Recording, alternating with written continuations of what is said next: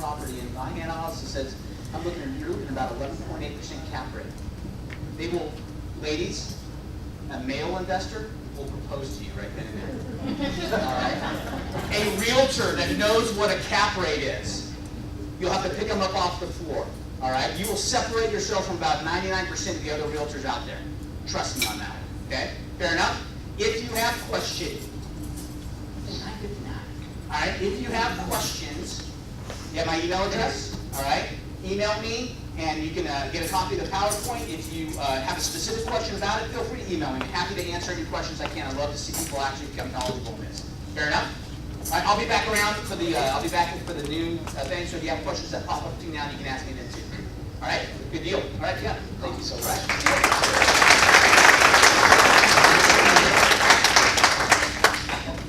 Okay, now take a breath. Yeah, exactly. Okay, so I said there would be an assignment, and this is it. But first, let's talk about who's excited to have their card in the bowl for the drawing for $5,000. It's pretty exciting. So the good news is that means you're going to become BABA addicts, because that drawing will occur at BABA 20. And every time you come to a BABA, you put another one of your cards in. So we're going to have a few hundred cards in there, and maybe up to 12 or 13 of them will be yours, and you'll have a good shot at it. So sorry for the little trick there, but it's a free conference. Another way to get an additional card of yours into that bowl is to email Bob. No, that's illegal. But do it. Email Bob and get these slides, or if you understand the math, you're cool, and do that analysis, that exact analysis on a property. It could be your home. It could be, I'll do it too. I'll do the office building that way. Any property that you want, and bring that to BABA 9 in Madeira Beach, and you'll get another card put in for that. It doesn't even have to be correct. Just try. Okay? Cool. Okay. So as far as questions, we are having a panel from noon to 1-ish, so all of the presenters will be on that panel, so feel free to ask as we go, but we're a little bit overbooked, so if you want to wait for the panel, that'd be fantastic.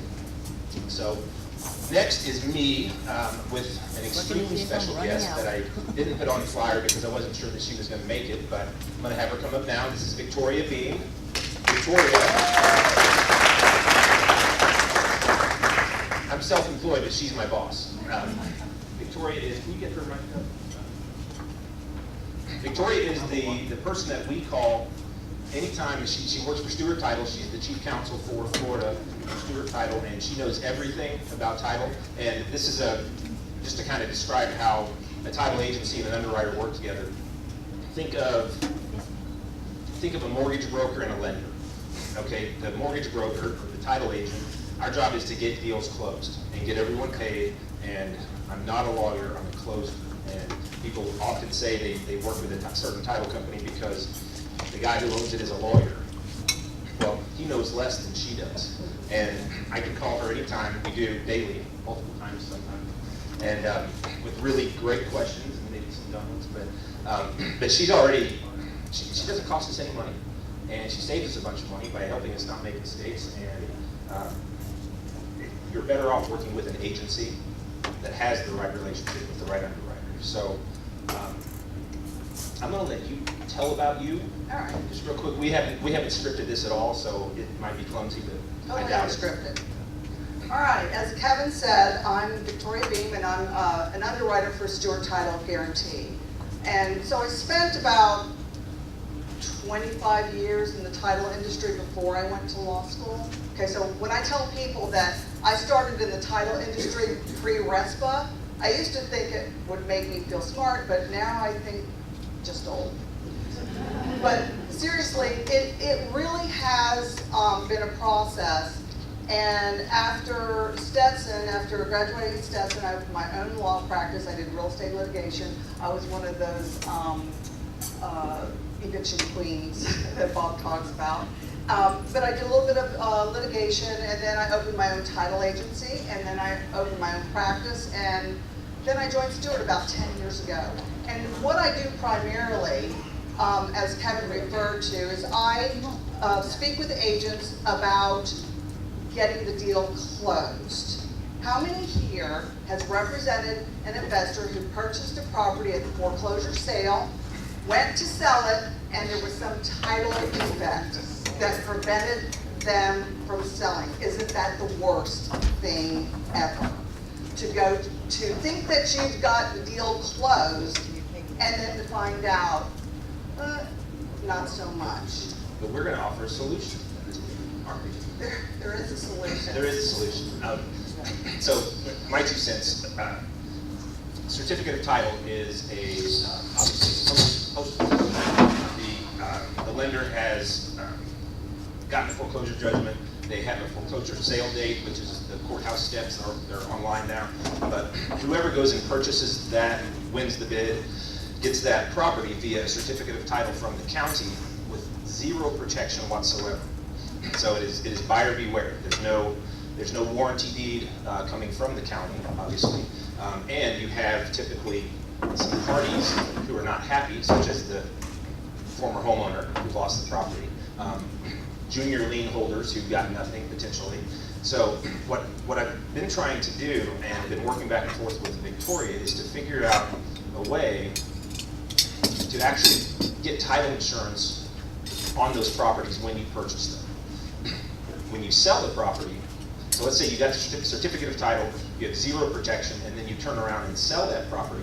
Underwriters are comfortable insuring that because you're selling it with a warranty deed, which is you guaranteeing the passage of clear title.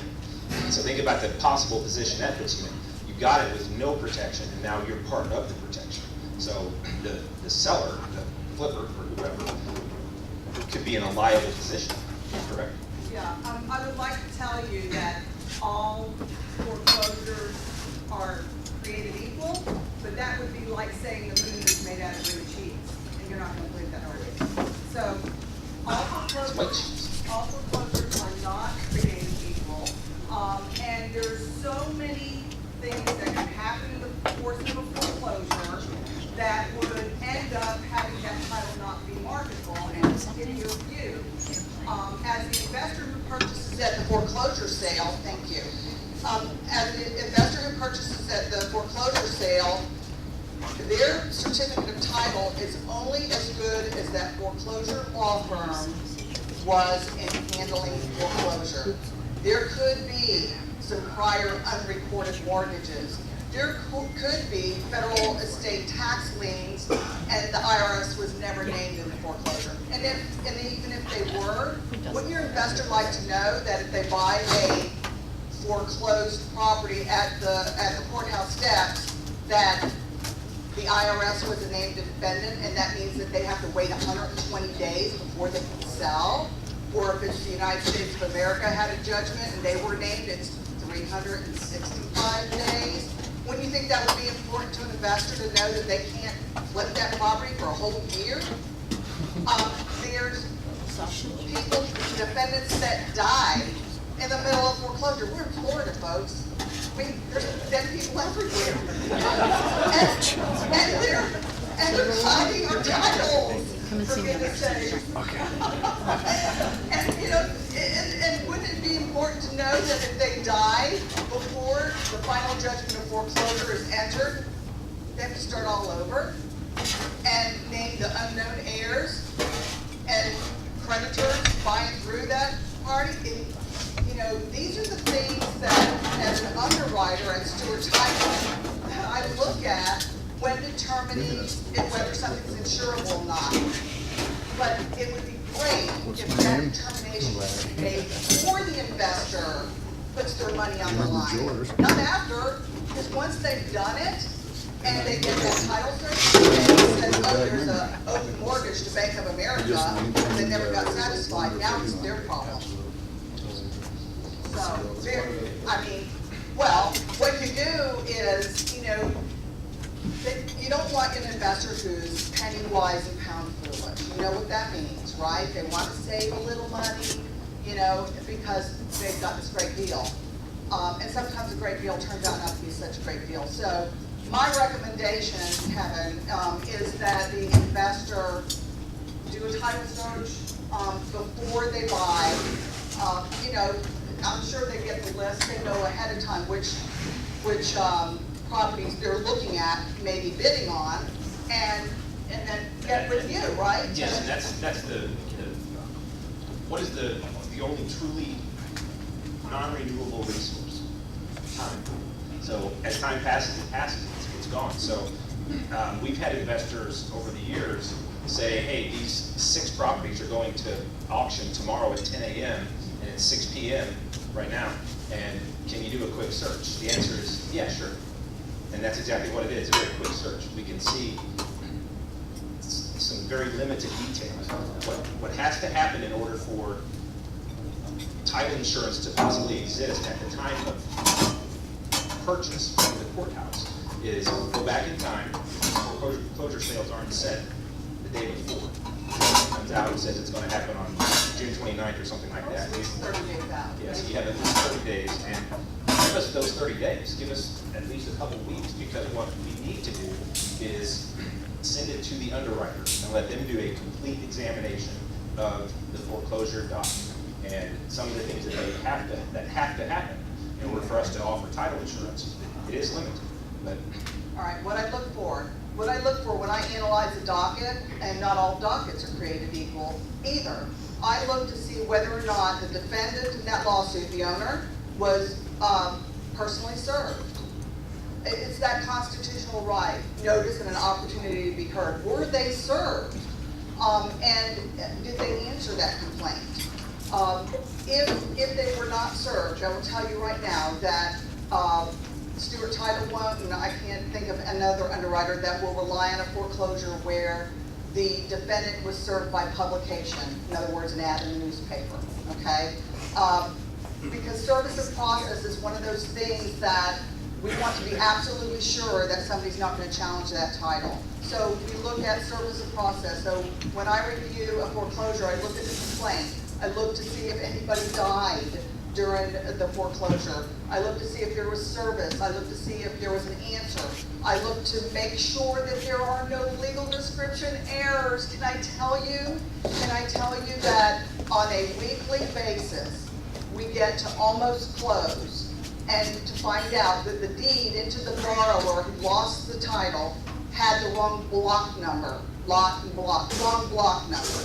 Then it was carried through to the less pendants, and it was carried through to the complaint and the final judgment and the notice of sale and the certificate of title. And the investor buys at the courthouse steps with a certificate of title that is a complete failure of title. They are not even in a position to redo the foreclosure because they're not the lender. If the lender were to get that certificate of title, they'll just reopen the foreclosure and start all over. If the investor got that certificate of title with the bad legal, they are SOL for a while. and if they don't follow through this process, they're not even going to know. They'll have no clue, and then let's say they rehab the property, which is common. So they drop $40,000 into the property and turn around and try to sell it. They can't sell it, and they had no intention. They need their money back. They want to invest in the properties. It's like playing the title Russian roulette, is what it is. It's a roll of the dice. And so, you know, the legal description errors is something that occurs over and over again. Totally preventable. If the attorney who handled the foreclosure would have recognized, maybe they didn't even do a title search before they did the foreclosure, would have recognized that there's a legal description error somewhere. You know, it can be fixed if it's caught before it goes to final judgment, because they would have a complaint for reformation of that bad legal.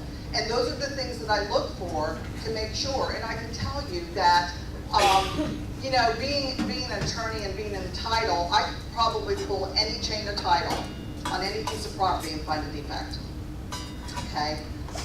But it doesn't so much matter all the time if there's a title policy to stand behind that defect.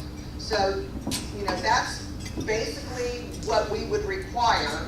And not all of them are insurable. I mean, there may be some issues where, like I said, publication is iffy, or service is iffy, where we say, you know, Kevin, you're going to let the investor know that on this particular one, it's probably not one that they want to bid on, because the United States of America has a judgment and they're going to have to wait a year to be able to flip it. So those are the kind of things I think would be important to your investor. And you know, you're gonna be selling that property, and we don't want deals falling through, you know, what day, week, whatever, before closing. To be forewarned is to be forearmed, right? So we wanna give these investors some tools. And, you know, I will say, right before Kevin and I talked about this, I think I told you Stuart's not doing this, right? She goes, no, we're not going to do it. Here's the bulletin. Not I read only the bulletin, no. I'm like, it doesn't say no. No, so It I just said said yes. Yeah, I said, no, nuh-uh, is what I said, no, nuh-uh. And then he said, well, your bulletins, we have this whole bulletin about the pitfalls of foreclosure, and he says, this doesn't say no, Victoria. It says requires underwriting approval, and you're my underwriter, so how can we get this done? So I said, okay, you're right, it doesn't say no, but this is what we would need, and I gave him the criteria of what we would need before we could actually insure the investor. I'm not aware of any other underwriter that's actually doing that, so, anyway, yeah, I have that criteria. I'll post it on the BABA8 Facebook group page. Most of you are already members of that. If you're not, please request to be. It's a closed group, and that information will be there. And you know, this is just one more bullet in your belt that you know for your investors or for yourself when you want to invest. So in a perfect world, having 2 weeks is great, but it's not always a perfect world, at least the one I live. Most of my investors are using CoreLogic, get quick on the fly. You know, is there a better system? Because we're going to be offering packages throughout the country. I just got a connection where we've got over 600 properties we have to pull down. To be, they're all good places. they're all what? All VA. Yeah. Oh, well. So it's like. So the VA only conveys with a quick claim, Yeah, unless their I title mean, process. we will insure, I mean, Stuart Title will insure a quick claim deed coming out of the VA. That's the only example. I mean, So, but they're all quick claims, if no title insurance, you know. like I said, that's a Russian roulette. They're not quick claim yet. They're going okay. Yeah, a quick claim deed to the investor. You know, we looked at that. We looked at those, you know, huge auctions where, it's, you know, yeah, they are very risky. So, you know, we take risks, but we take calculated risks. You know, they have to be, you know, I don't know if there's an easy answer to that. Christine, I'd like to see how that works though, because it's most likely, I know CoreLogic, it's probably just pulling county records, probably a very quick search, kind of like what we would do when somebody says, hey, this is going to sale tomorrow. It's modified, well drawn on the outside, it's trained. Modified here, but we're gonna have to do 3 to 5 on the one end if you like her, and there are some other cases. Betting tips. Guardian Goddess is one I'm very intrigued by. It's interesting to know that this was debuted at odds of 17 to 1. The reason they're conveying the quick claim is so they can say, here's your property and all of And this. now it's your problem. Yeah. Offsets a lot of that risk. One other thing, I've seen this several times lately, and I think it's horrible. REO title companies, when the bank owns the property, they purchased it at their own foreclosure, and then they're selling it. I've seen several times. I taught a class a while back about how to read a title commitment, and that you need to read the title commitment. This is must done deliver to the before you buyer, guys have and all these lunch. things. But I need they will actually put an exception. So an exception on the commitment means after we close this and we insure, we're going to insure your client's ownership except for this. And that could be an old bad document or something like that, but they're actually putting on there that any mistake or error or challenge or whatever to the foreclosure action is not insured. So look at Schedule B2 of your title commitments that you're getting from the bank or the REO title companies, because if they do that, they say on their commitment, we're not going to insure over that, nobody objects, they close, title policy doesn't insure over it. And then someone comes and challenges the foreclosure, like the heirs of the dead person or something like that, and they say, I want to make a title claim. Underwriter says, no, it's right there, it's listed in the insurance. So look at that stuff, and feel free to send it to me, and I'll help you look at it. Good. Thank you so much. You're welcome. My pleasure.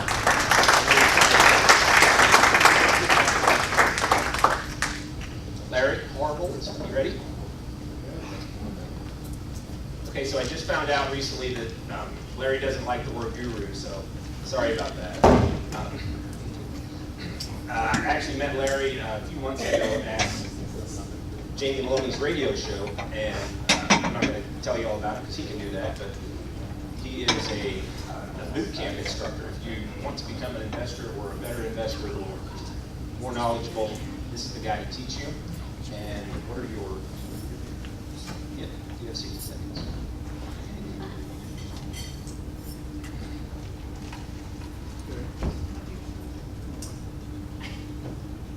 Am I on? Not yet. Where do I put it?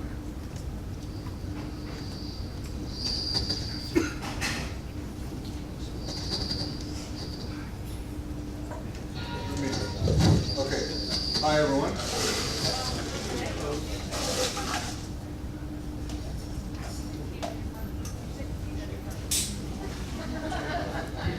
I've been through this before. No, like, this is something new.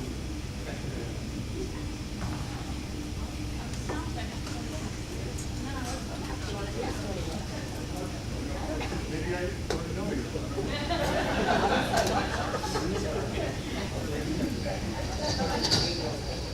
Hello. Sound check. Okay. How many people here know who I am? Have seen me before? Who don't ever want to see me? Plenty hands going up. What are you doing? By BABA8, we're going to have this stuff figured out.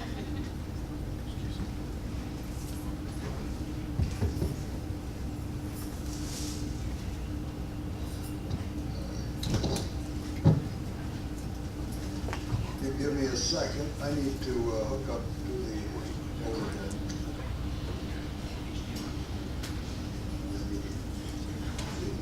I've got it. Oh, you got it.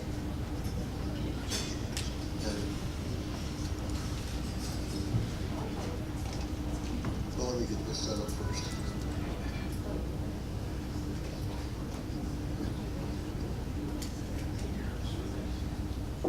So how's everyone doing today?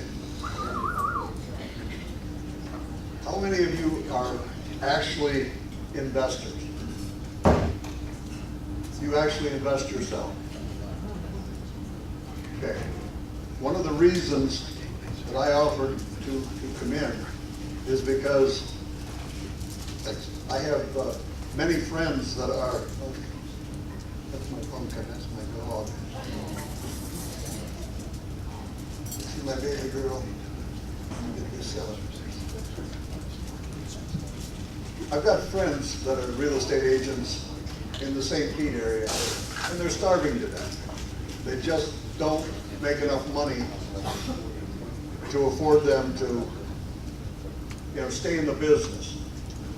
And it bothers me because being an investor, there's no reason why we can't work together. I know some of you, your mind has been poisoned by how evil we are. I have never eaten anyone's children.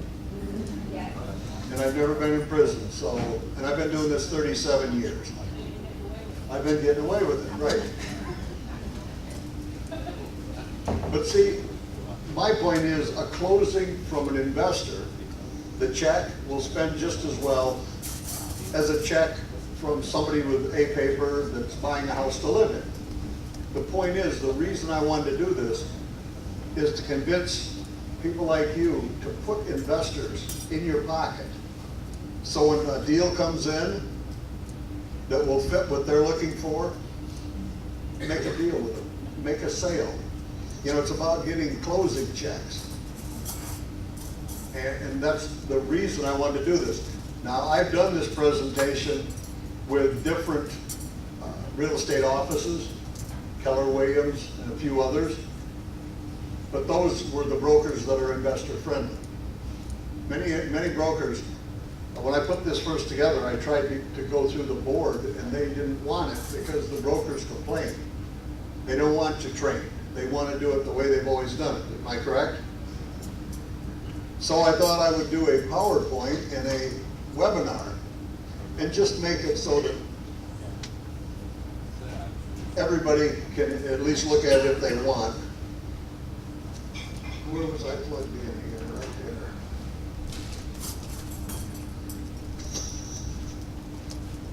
Am I in the way? Let me get out of the way. Can anybody see that? All right, thank you. Sorry for the delay. I don't believe that all real estate agents know the difference between an investor and a speculator. And there's a tremendous difference. I'm an investor. I've been doing this 37 years. I started with nothing. No money, no credit, and a bunch of kids to feed in rural Michigan in a town of 800 people. How many houses do you think there are in a town of 800 people? Not very many. But with no money and no credit, I bought on what were known as land contracts. Anybody ever heard of a land contract? Us more seasoned people understand that. I bought properties on land contracts, but because I had no money and no credit, I had to be creative. Because no bank was ever going to work with me because I had less than perfect credit. I mean, like bad credit. And I was a construction worker. I was unemployed much of the time because of the Michigan winters. Anybody that ever come from the north can understand that. Being creative has been a total blessing to me. It's allowed me to live very well. I've been in Florida now 19 years. There is so much opportunity here, it's scary. But you have to know what you're looking at. And some of the seasoned people in this room that had their hand up, they are investors. They understand there is tremendous opportunity. Now, what's the difference between an investor and a speculator? An investor is a person who invests capital in a business or commits capital to gain financial returns from their investment.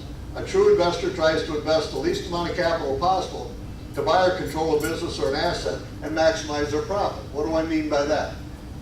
I want to buy a rental property. The seller wants to get rid of it. Not necessarily that it's listed. You see, I don't work through real estate agents. I've always sent letters. I've done letters for years and years and years. It's been very profitable. I want to buy a house. I want to put $10 down on it. Is that possible? Of course it is. I want to rent that house for 30 years. I want to cash flow it and make $100 a month. Now, the gentleman earlier had some very good points, the first speaker. But see, if I cash flow $100 a month for 30 years, what is the return on my $10? Is it big or little? It's big. See, I'm an investor.